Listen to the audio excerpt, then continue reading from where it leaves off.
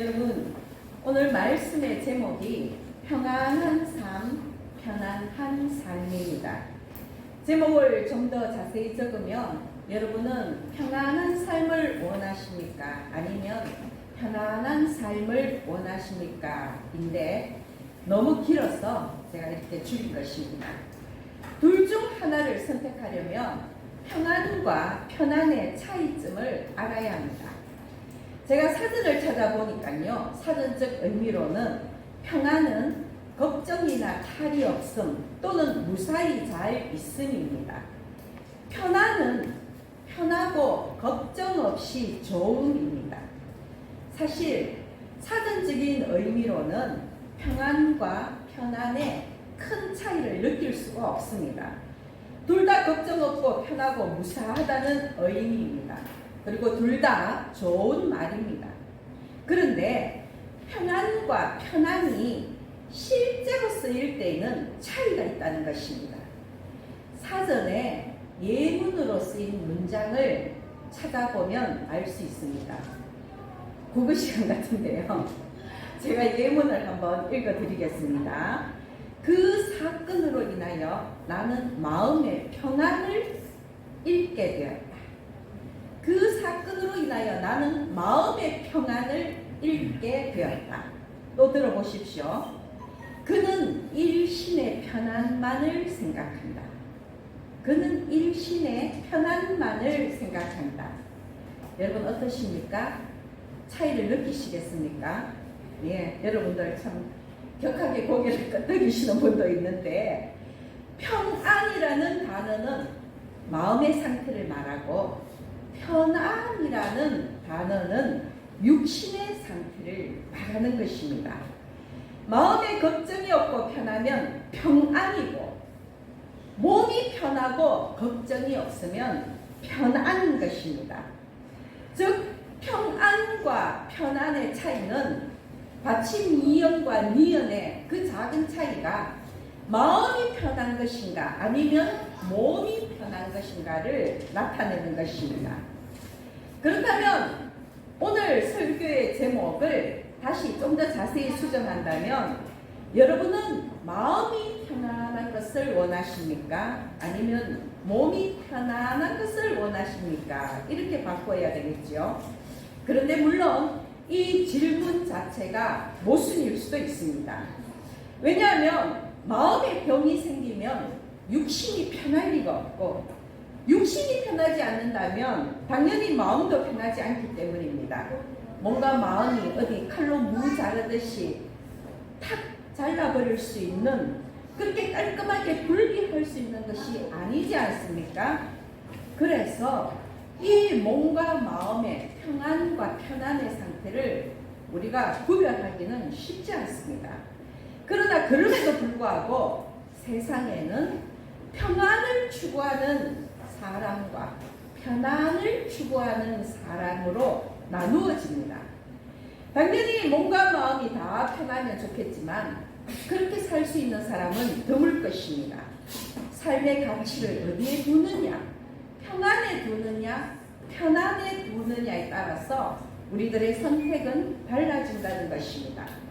얼마 전에 건축탐구 집이라는 TV 프로그램에서 괴테마을을 만든 전영애 교수님에 대한 소식을 들었습니다. 서울대 동문학과 교수를 역임한 동문학자인데, 말년에 퇴직하고 나서 자기가 살고 있던 서울의 아파트의 전세금을 빼서 경기도 여주에 여백서원이라는 한옥을 지었습니다. 한옥을 짓는 건축비가 어떻다는 것을 우리가 잘 알고 있는데, 땅을 사고 한옥을 짓기까지 서울의 아파트 전세금을 빼서 했다고 하니까 참 서울의 집값이 새삼 느껴집니다. 여러분, 그런데 이 여백서원이라는 것은요, 일반인들에게는 독서 모임을 위한 공간으로 제공되고, 그리고 손님들을 위한 게스트룸도 잘 완비되어 있었습니다.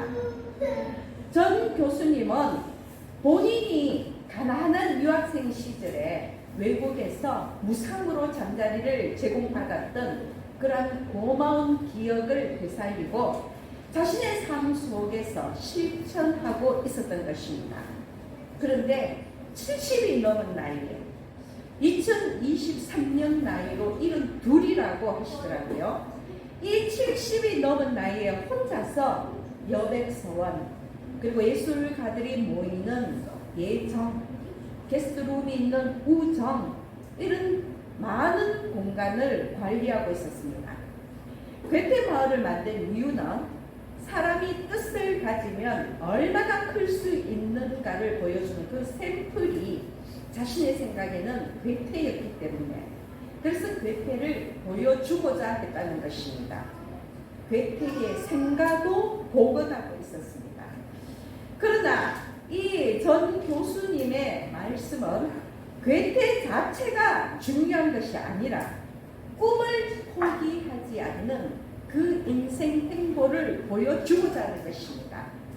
나이에 상관없이 가진 것에 상관없이 꿈을 어디까지 이루어갈 수 있는가 그것을 보여주고자 하는 것입니다. 전 교수님의 그 인터뷰 한마디 한마디가 제가 듣고 있노라니 괴테의 역장만큼이나 진지하고 진솔하게 느껴졌습니다. 그런데 전 교수님 스스로 자신을 놈이라고 부르는 것처럼 제가 보기에 그분은 평안을 위해서 편안을 포기한 사람같이 느껴졌습니다. 교수님이 관리하는 공간 3,200평입니다. 정말로 넓은 공간이죠. 그런데 그분이 거처하는 방은 불과 0.8평이었습니다. 그것도 입구가 보이는 문간방이었습니다. 채 한 평도 되지 않는 그 방에 책상과 교수님의 짐을 제외한 나머지 공간 얼마 되겠습니까?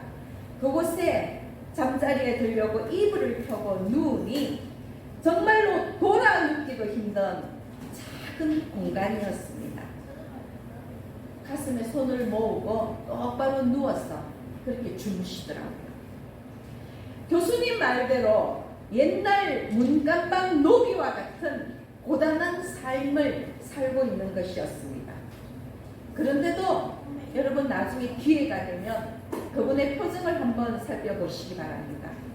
그분의 표정은 너무나 평안했습니다. 많이 가지기 위해서 움켜쥐지 아니하는 삶이었기에 매일매일 평안할 수밖에 없는 것 아니겠습니까?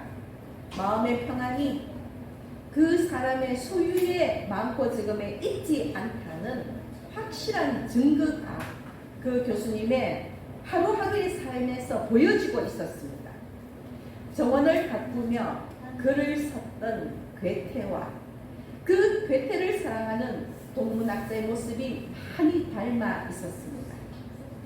여러분, 전 한 번씩 이 인근의 전원주택을 둘러봅니다. 시골에 지은 집들이기 때문에 거의 대부분의 집들은 담장이 없거나 낮은 울타리로 그저 흉내만 내고 있었습니다. 어떤 집은 아예 울타리 자체도 없고 경계에 따라 키 작은 나무를 심어놓은 집들도 많았습니다. 물론 현관문까지도 허술하게 두지는 않았겠지만 거의 대부분의 시골 집들, 시골에 있는 전원주택들은 마음만 먹으면 마당으로 들어갈 수 있었습니다. 집 마당이 환하게 들여다 보이기 때문에 저는 한 번씩 담 옆에 붙어 서서 그 집 안에 정원을 구경할 때도 있습니다. 어떤 나무가 있는지 어떤 꽃이 있는지 그 주인의 성향과 그 주인의 성품을 알 수도 있고 또는 좋은 나무와 꽃이 있다면 저의 정원에도 심고 싶은 그런 마음 때문입니다. 그러나 그 중에 몇몇 집들은요 높은 축대 위에 안이 들여다 보이지 않게끔 담을 쌓고 안전 경보 장치까지 해두고 있었습니다. 그뿐만이 아니라 곳곳에 CCTV를 달아두고 철통 방어를 하는 집들이 있다는 것입니다. 제가 어릴 때는요, 부자들이 살고 있는 단독주택을 다녀보면 높은 담장 위에 가시 철조망을 둘러놓기도 하고 또는 그 위에 유리 조각을 박아놓기도 한 집을 제가 많이 보았습니다. 도둑이 담을 넘지 못하도록 조치를 한 것입니다. 그런 집은 그 담을 지나가는 것조차도 굉장히 부담스러울 수밖에 없습니다. 지나가기만 해도 마치 제가 도둑 취급을 받는 듯한 그런 느낌이 들기 때문입니다. 그런데 여러분, 그런 부잣집을 보면서 여러분은 마음의 평안을 느끼십니까? 높은 담장, 철조망, CCTV 등은 불안한 마음의 표현이지 않습니까? 가진 것이 많고 비밀이 많을수록 겹겹이 애워싸고 감추고 방어할 수밖에 없는 것입니다. 그래서 그들의 몸은, 그들의 집은 도둑으로부터 혹은 주변으로부터는 편안할지 모르겠지만 그들의 마음은 결코 평안하지는 않을 것입니다.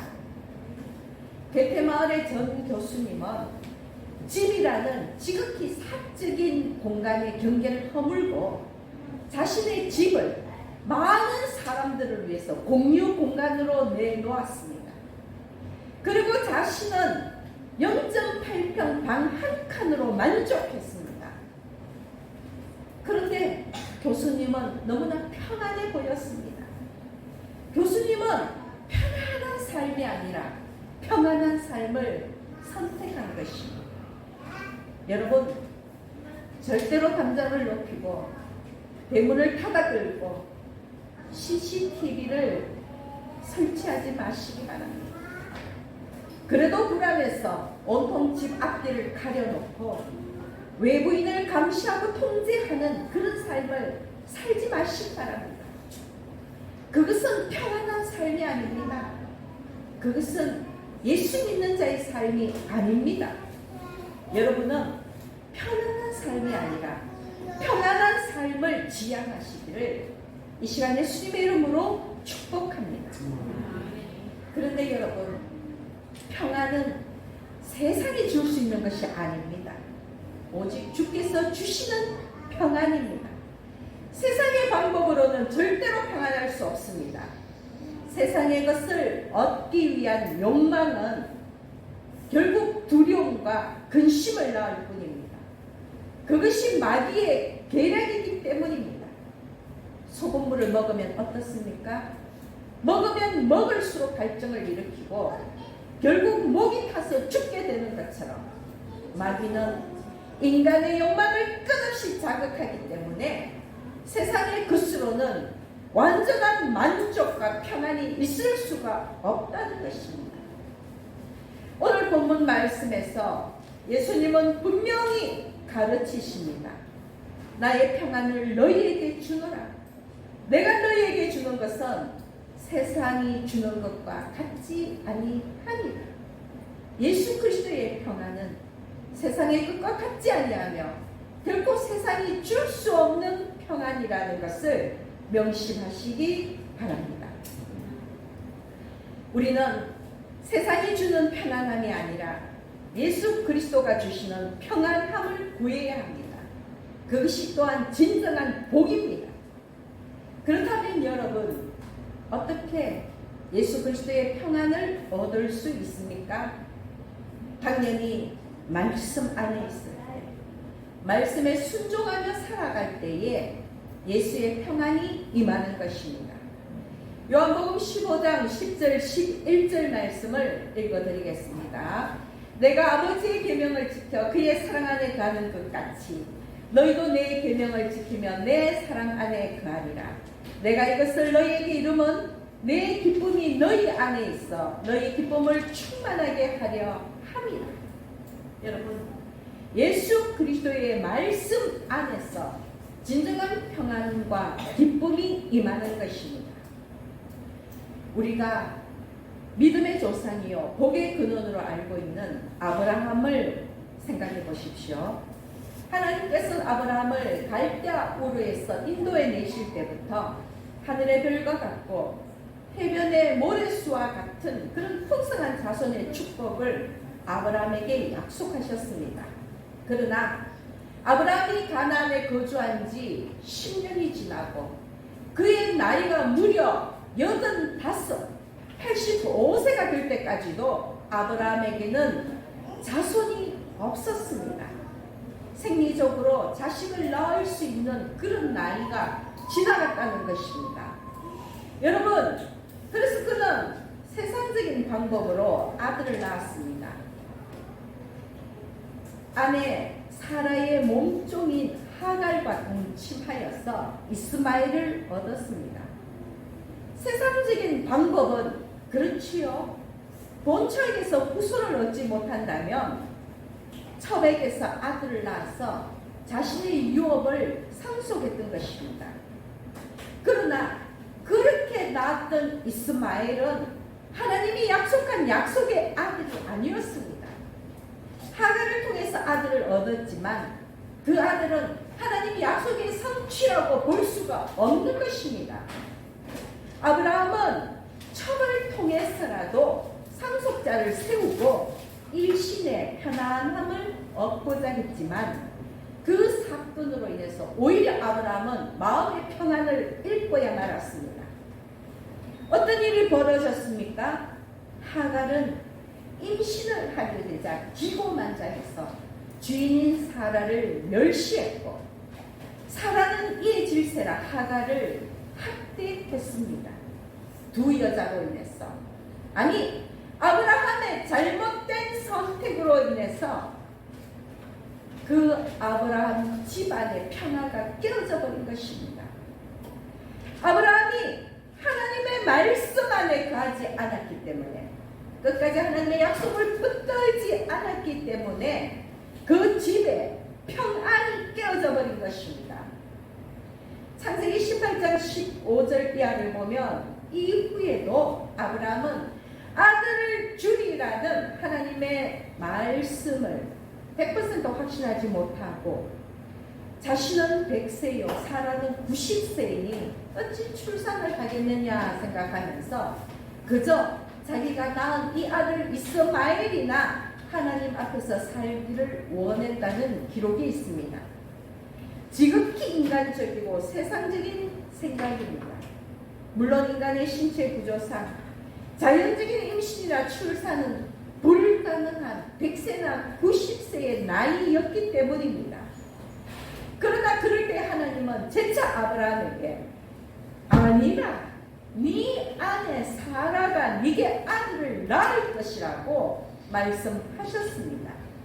이 말씀 후에 1년 후 아브라함은 아들 이삭을 얻었습니다.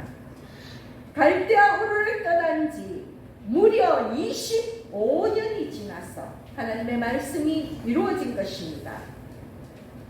하나님은 능치 못할 일이 없으십니다. 비록 더디였지만 하나님은 반드시 약속을 이루어 주셨다는 것입니다. 그런데 이삭이 태어나고 젖을 뗄 무렵 3살쯤 되었을 때에 서자 이스마엘이 이삭을 희롱하는 사건이 생기고 급기야 하갈과 이스마엘이 아브라함의 집에서 쫓겨납니다. 이스마엘 역시 아브라함의 아들이었지만 이삭과 더불어 자신의 유업을 얻을 수는 없게 된 것입니다. 여러분, 이때 아브라함의 마음이 어떠했겠습니까? 창세기 21장 11절을 보면 아브라함이 그의 아들로 말미암아 그 일이 매우 근심이 되었더니 라는 구절이 있습니다. 아브라함은 이스마엘을 쫓아낼 수밖에 없지만 그 역시 자신의 혈육이고 자신의 아들이었기 때문에 그 이스마엘로 인해서 마음의 평안을 잃어버린 것입니다. 첩의 아들이지만 역시나 아브라함의 후손이었기에 아브라함이 그 아들 이스마엘을 생각하면 마음이 무척이나 괴로웠을 것입니다. 마음의 평안이 사라진 것입니다. 그러나 하나님은 단호했습니다. 창세기 20의 31장 12절을 보면 이삭에게서 나는 자라야 내 씨라 부를 것임이니라 이렇게 확실하게 말씀하셨습니다. 여러분, 하나님의 성품이 매곡해서가 아니라 아브라함과 이삭에게서 나는 자가 구원의 계보를 이어가기 때문입니다. 그것이 변함없는 하나님의 구원 계획이 있기 때문에 하나님의 그 구원 계획은 아브라함과 이스마엘로 이어지는 것이 아니라 아브라함과 이삭으로 이어지는 것이기 때문에 아브라함의 가문에서 이스마엘은 쫓겨날 수밖에 없었던 것입니다.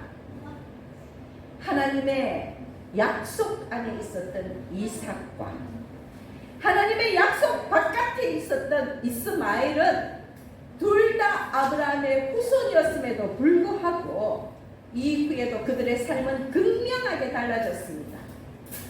이삭의 후손들은 믿음의 계보를 그런 이스라엘 민족이 되었지만 이스마엘의 후손들은 끝까지 이스라엘의 평안과 평화를 위협하는 이스마엘 족속이 되었던 것입니다.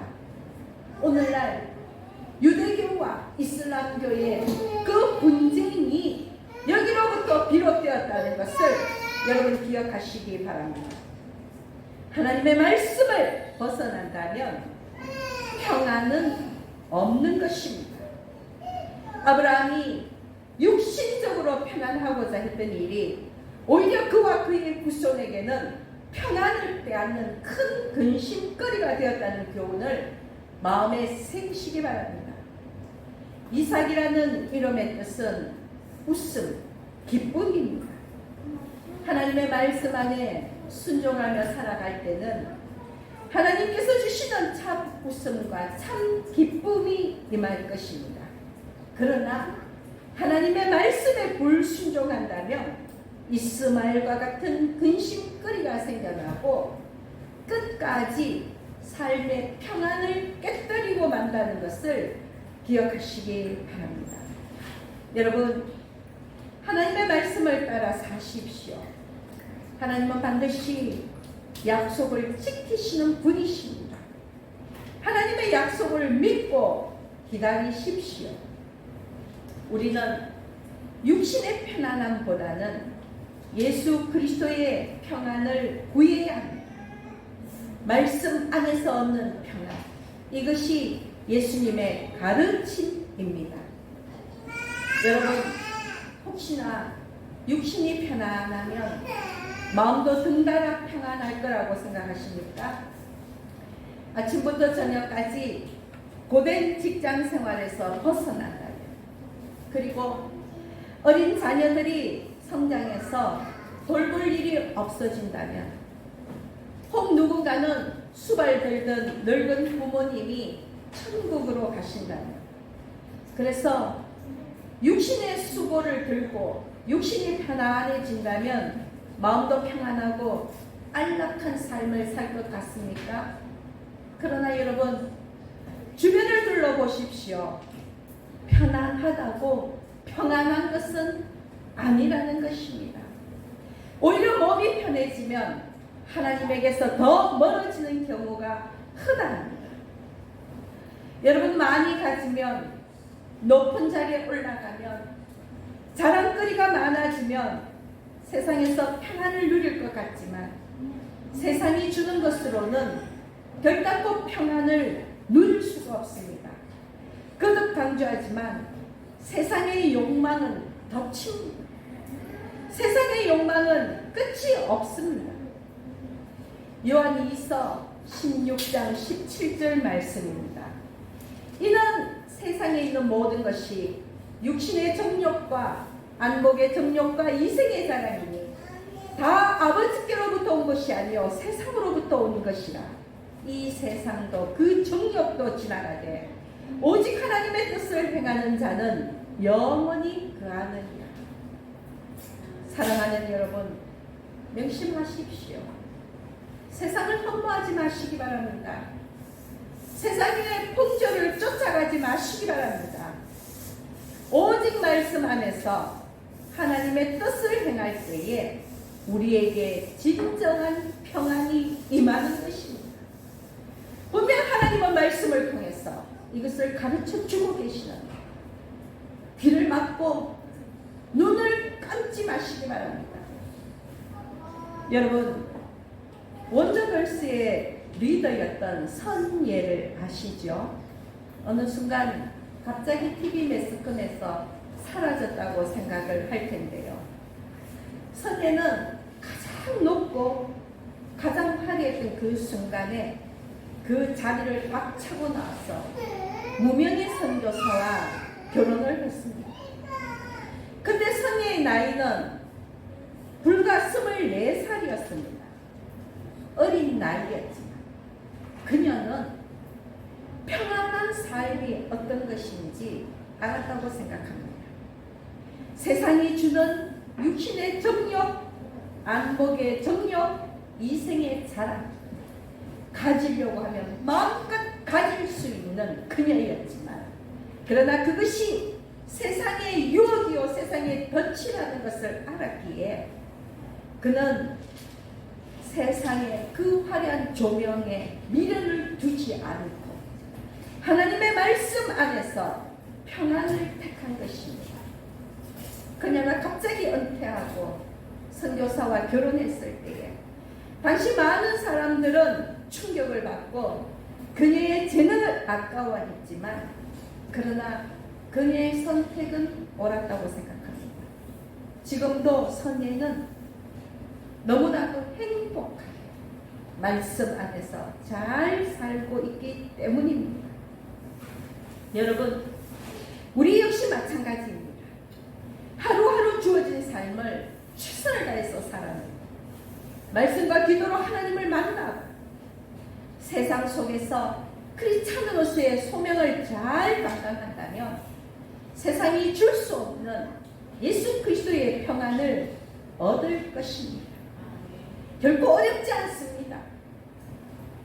그래서 그 예수의 평안으로 말미암아 고단한 인생 여정 속에서 참 기쁨과 참 웃음과 참 쉼을 얻을 수 있기를 간구합니다. 여러분, 오늘 함께 말씀을 나눈 우리 모두는 육신의 편안함을 갈구하는 것이 아니라 주께서 주시는 평안을 추구하면서 끝까지 생명의 길을 걸어가시기를 예수님의 이름으로 축복합니다. 함께 기도드리겠습니다.